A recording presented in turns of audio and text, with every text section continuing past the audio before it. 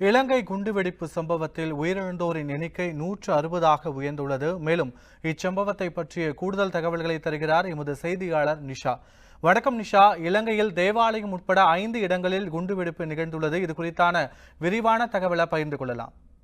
வணக்கம் பத்மநாபன். கொழும்பு கொச்சிக்கடை புனித அந்தோனியார் தேவாலயம், நீர்கொழும்பு ஷாங்கரிலா நட்சத்திர விடுதி, கிங்ஸ்பரி நட்சத்திர விடுதி, சினமன் கிராண்ட் நட்சத்திர விடுதி, மட்டக்களப்பு ஆகிய 6 இடங்களில் இன்று காலை 8:45 மணி அளவில் குண்டுவெடிப்பு நிகழ்ந்துள்ளது.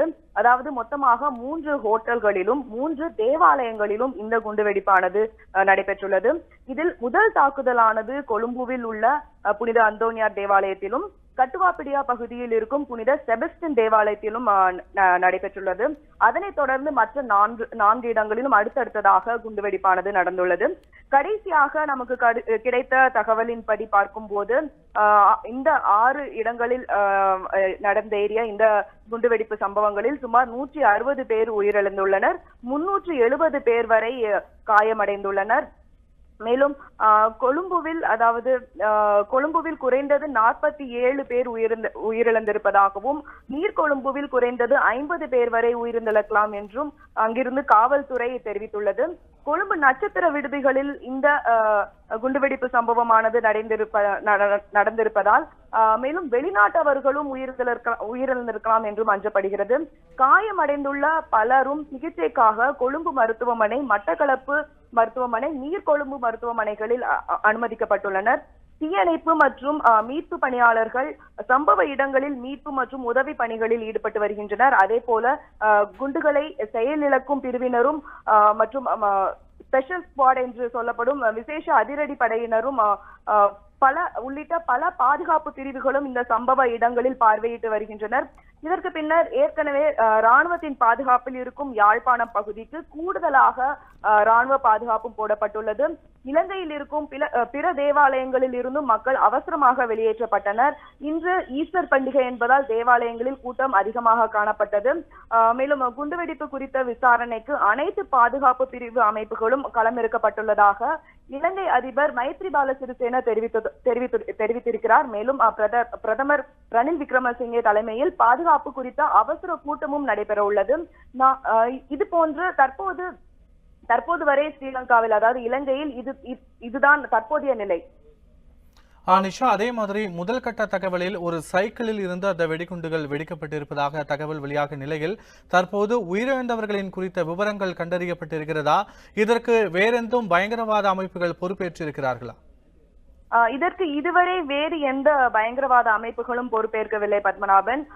மேலும் அதாவது நீங்கள் கூறியது போல் ஒவ்வொரு இடங்களிலுமே ஒவ்வொரு பொருள் அல்லது ஒவ்வொரு இடத்தில் இருந்துதான் இந்த குண்டானது வெடித்துள்ளது. இது குறித்த அவசர கூட்டம் தான் தற்போது நடைபெற்று வருகிறது. மேலும் இந்த கூட்டத்தின் முடிவில் இது குறித்த, அதாவது இந்த குண்டுவெடிப்பு குறித்த மேலும் பல தகவல்கள் வெளியாகலாம் என்றும் கூறப்படுகிறது.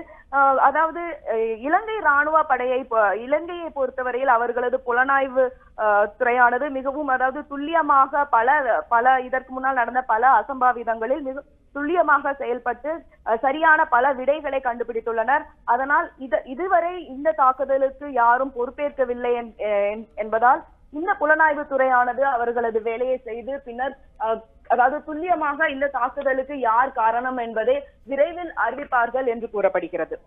அதே மாதிரி நிஷா, இலங்கை அரசு பதற்றமான சூழலை தவிர்க்க இந்தியாவிடம் ஏதேனும் உதவிகள் கோரியிருக்கிறார்களா?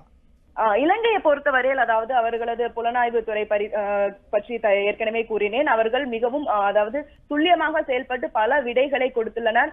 அதே போல் தற்போது இலங்கையில் பிரதமர் ரணில் விக்ரமசிங்கே தலைமையில் அவசர கூட்டமும் கூட உள்ளது. இந்த கூட்டத்தில் பல முக்கியமான முடிவுகள் மற்றும் அடுத்து என்னென்ன நடவடிக்கைகள் எடுக்க வேண்டும் மற்றும் இந்த தாக்குதலுக்கு காரணம் யாராக இருக்கலாம் அல்லது எந்த அமைப்பாக இருக்கலாம் என்பது குறித்த ஆலோசனை நடக்கும்.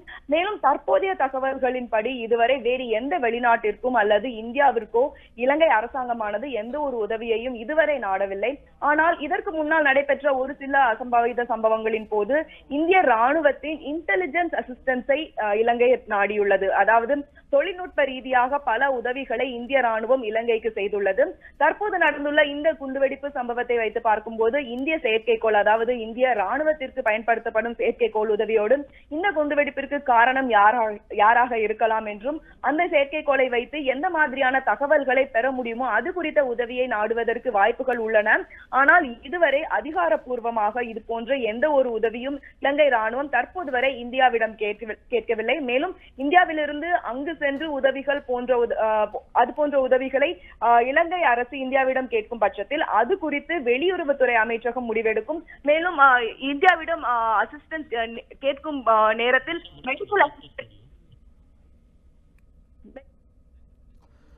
இலங்கையில் உள்ள தேவாலயங்களில் நடத்தப்பட்ட வெடிகுண்டு தாக்குதலில் இதுவரை 160 பேர் உயிரிழந்திருப்பதாக தகவல் வெளியாகியிருக்கிறது. மேலும் இலங்கையில் ஒரு பதற்றமான சூழ்நிலை நிலவுவதாக எமது செய்தியாளர் நிஷா முழு விவரங்களை வழங்கினார். நன்றி நிஷா. உண்மை செய்திகளை உங்கள் கண்முன் கொண்டு வரும் காவிரி நியூஸின் யூடியூப் சேனலை சப்ஸ்கிரைப் செய்யுங்கள். நொடிக்கு நொடி நாட்டு நடப்புகளை தெரிந்து கொள்ள காவிரி நியூஸ்.tv, Facebook, Instagram, Twitter போன்ற சமூக வலைதள பக்கங்களோடு எப்போதும் இணைந்திருங்கள்.